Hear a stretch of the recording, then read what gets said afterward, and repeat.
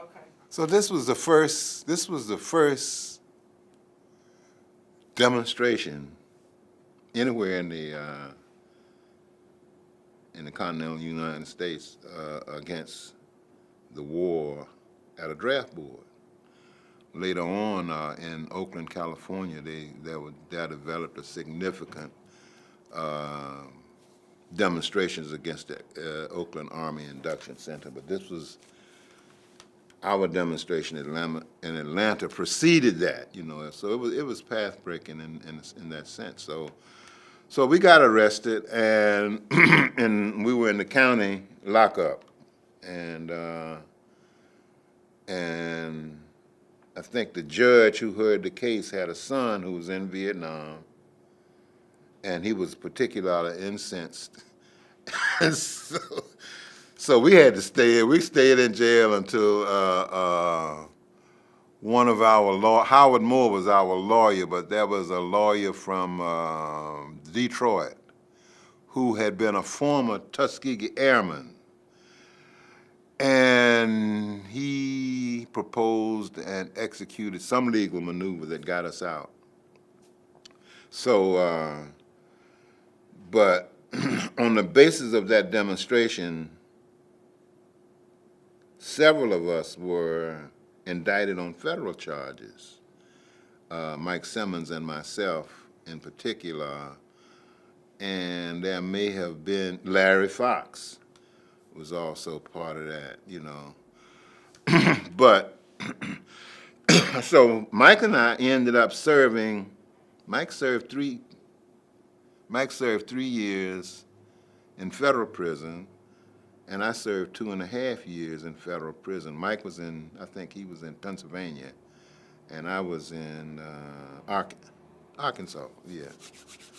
Well, Arkansas and Texas, served federal prison, you know, time. So that's one, you know, so that's, I think that's very significant because that was the first demonstration where, you know, people actually had to end up serving time, you know. So,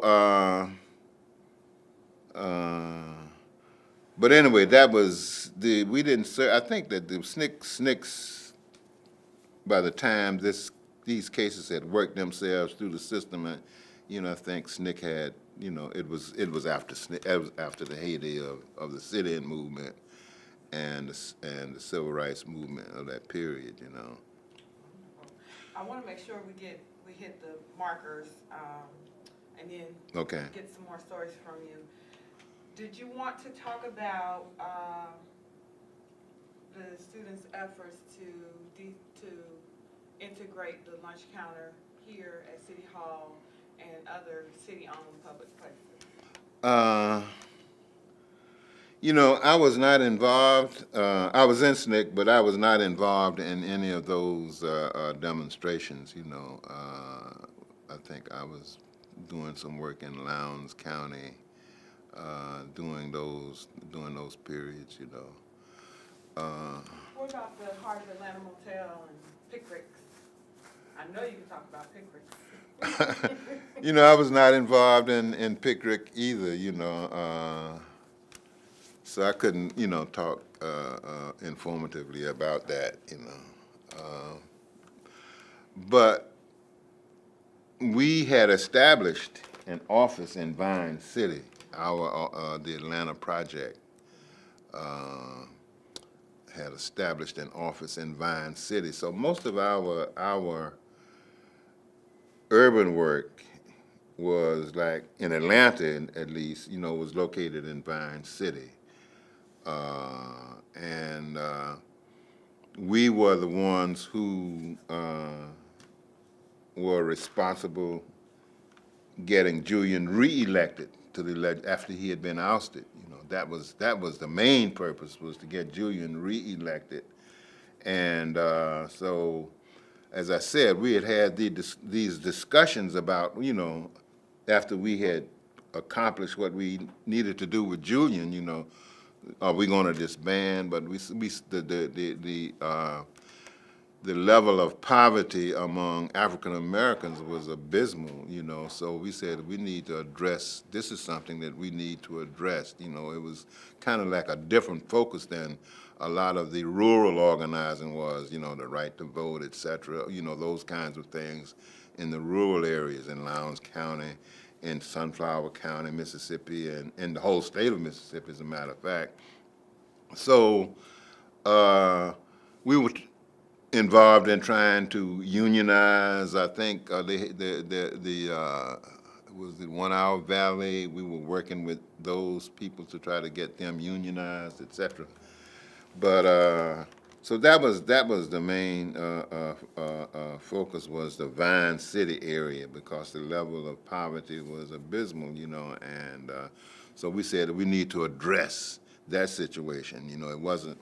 It was not the same kind of, say, situation that you would address in Dallas County or Selma, Alabama, Camden, you know, which is where I'm from, that area, and that's where I went back to after Morehouse College and my Atlanta experience. Well, let's talk about riches. Okay.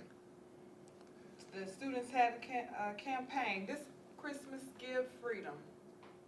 Send your charge cards in. Don't buy your Right. Easter dresses and Yeah. Christmas clothes. Okay, I was working at the Atlanta post office. Okay, and I generally knew when the demonstrations, and they had to come right down. The post office was located on Forsyth Street, so the demonstrations would come down. That I don't know the name of the streets now, you know, and so when they would do that, you know, and if I was at work, you know, I'd clock out and join the demonstration, you know, and go sit in at some of the lunch counters, et cetera, et cetera. But that I was involved in that, but it was more on the basis of my relationship with Lonnie King, who was, you know, I mean, he was all involved, and he would inform me about what demonstrations would be taking place, you know, and sometimes I would just leave the post office, hit the clock, and get involved, you know. Well, let's talk about the Atlanta Inquirer. Okay. The impact that the students made in forming their own newspaper. Exactly. That was, I think, Julian became one of the main. Julian was SNCC's information. I guess I forget his title, but basically was the information officer. Yeah. So he and I forget the gentleman's name who was the publisher, but that was one of the main, I think, achievements. You know, the Atlanta, was it the Atlanta Inquirer? Yes. Okay. Coosa Hill. Huh? Coosa